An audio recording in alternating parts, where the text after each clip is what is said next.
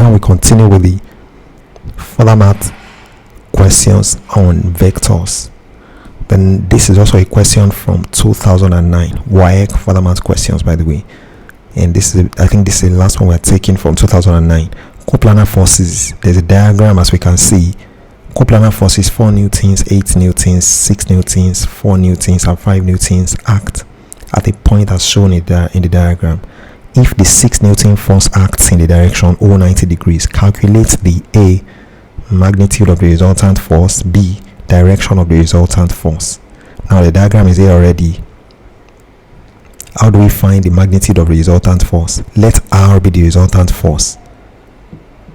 The magnitude of the resultant force is given by the formula square root of summation Fx squared plus summation Fy squared plus summation Fy squared.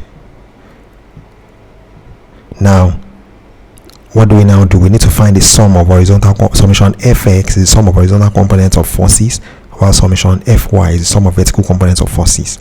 So to be able to find R, we need to find summation Fx and summation Fy.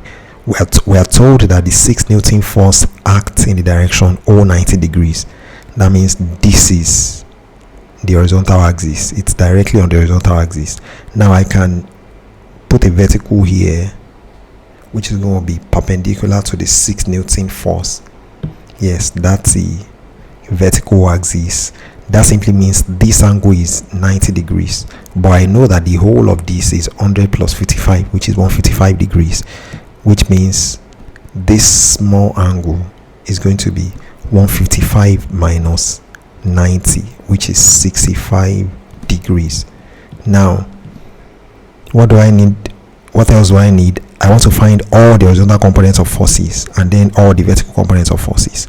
Let me extend this horizontal. If I do that, this side is going to be the negative x-axis. I know that, okay, if this is 6, I know the whole of this is 90. The whole of this is 90 degrees.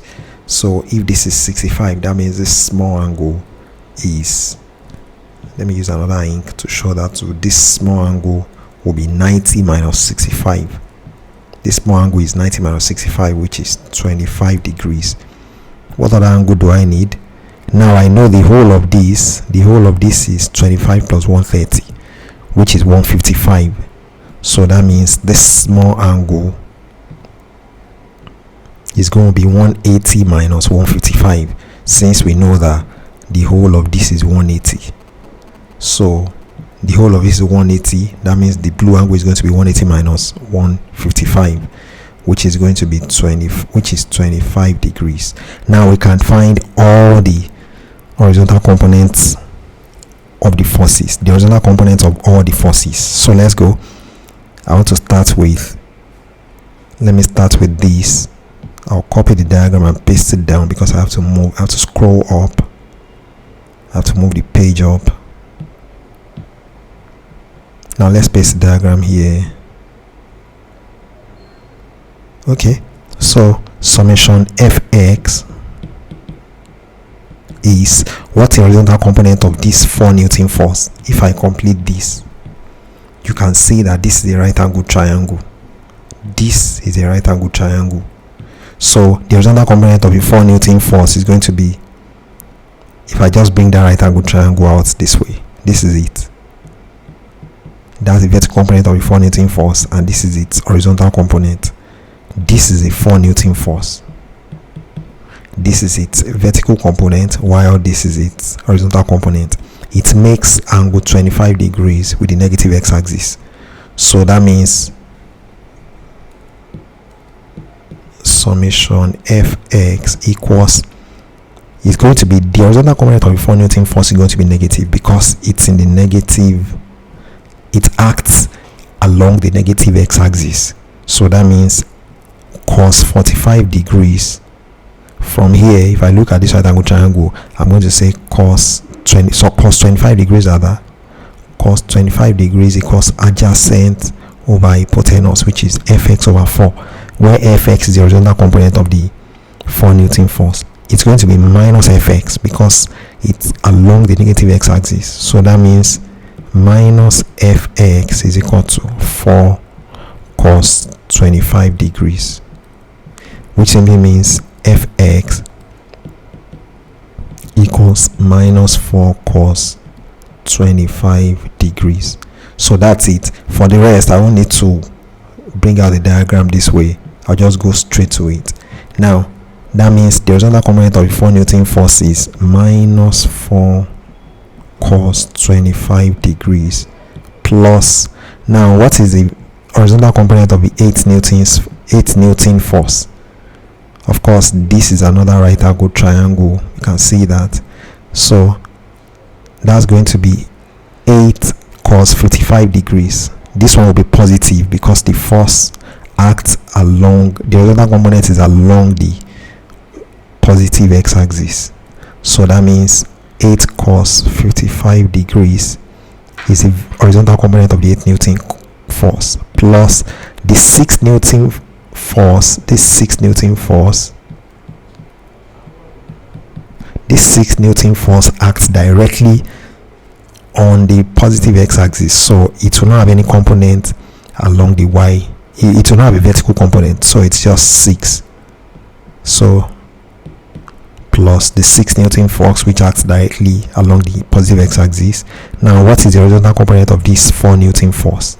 To get that, we can complete this right angle triangle. You can see this is a right angle, so this is a right angle triangle. Now that's going to be 4 cos 25 degrees. Now what's the next one? Now this one, what is the horizontal component of this? Let me make this a little smaller. 25 degrees. What's the horizontal component of this 5 Newton force? That's going to be, this is also acting, the horizontal component of this 5 Newton force is also along the negative x-axis, so it will be negative, and that's going to be minus 5 cos 25 degrees. Minus 5 cos 25 degrees. So what is the sum of horizontal component of forces? First of all, minus 4 cos 25 degrees plus 4 cos 25 degrees is 0.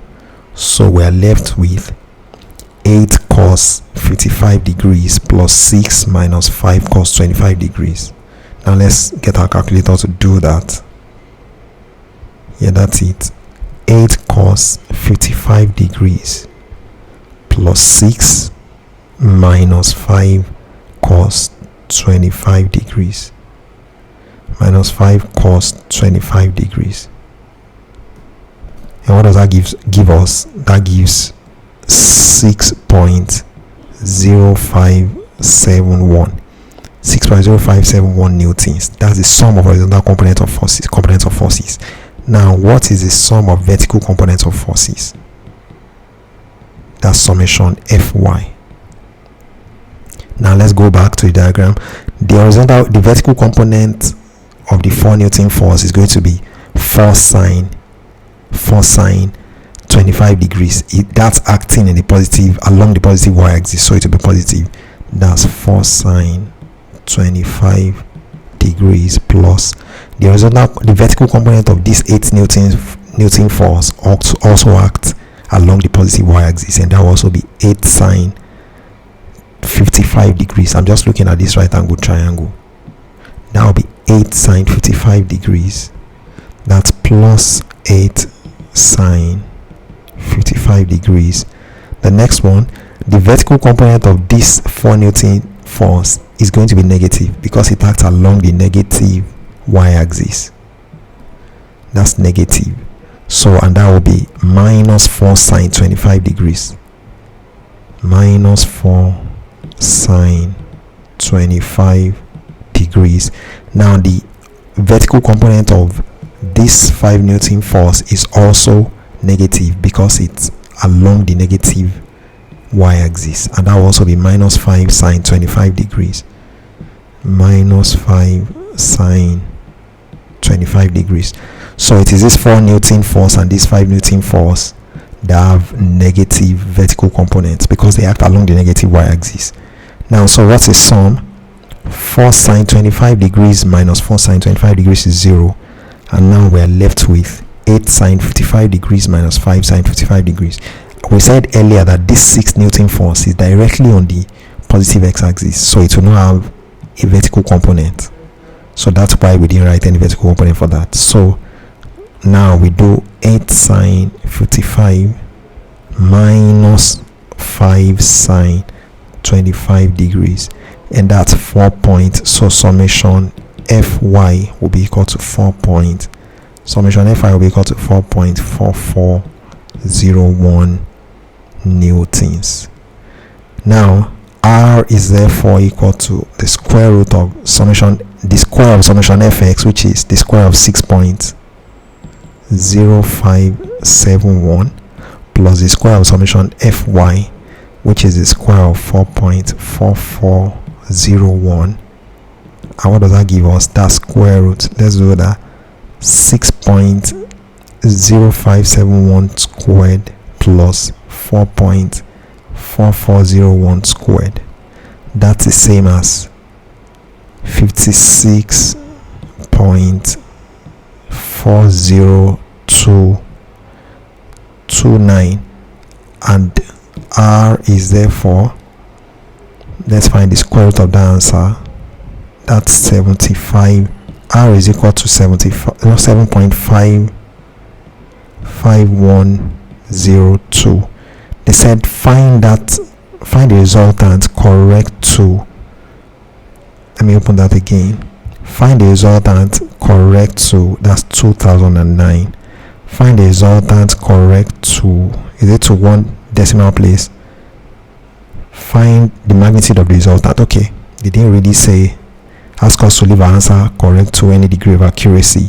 Find the magnitude of the resultant. So the resultant is approximately equal to 7.5 newtons. That's the resultant force. Now question B says, and that the whole of that is A. The whole of that is A. Now B says find the direction of the resultant force. To find the direction of the resultant force, we can represent the resultant force this way. This is the x-axis and this is the vertical y-axis. Now the resultant force, the summation of horizontal components of forces, represents the horizontal component of the resultant, while the sum of vertical components of forces represents the vertical component of the resultant. So that means this is the horizontal component of the resultant, while this is its vertical component. So we sketch that. So that means the resultant is going to be around here. That's the resultant force. This is, I just want to put an arrow on top of it. This is resultant force R. Its horizontal component is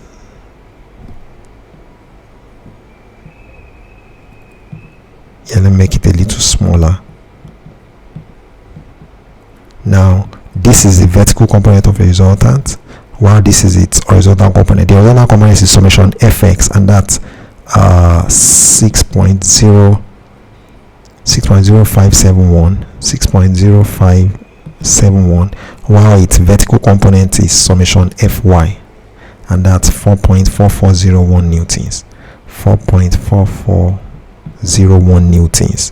So the direction of the resultant is the counterclockwise angle which it makes with the x-axis, or better still, the anti-clockwise angle that the resultant makes with the positive x-axis. So it is this angle. That's the direction of the resultant. It is the counterclockwise angle which the resultant makes with the positive x-axis. So from this right angle triangle, we can find that angle. Let me call it theta. So tan theta is equal to opposite, which is summation Fy, over adjacent, which is summation Fx, and that's equal to 4.4401 newtons actually, divided by 6.0571 newtons. So theta itself is going to be equal to the tan inverse of 4.4401 divided by 6.0571, and let's check that on our calculator. Tan inverse of 4.4401 divided by 6.0571, and that's 36.2429, which is approximately equal to 36.24 degrees. So therefore the direction of resultant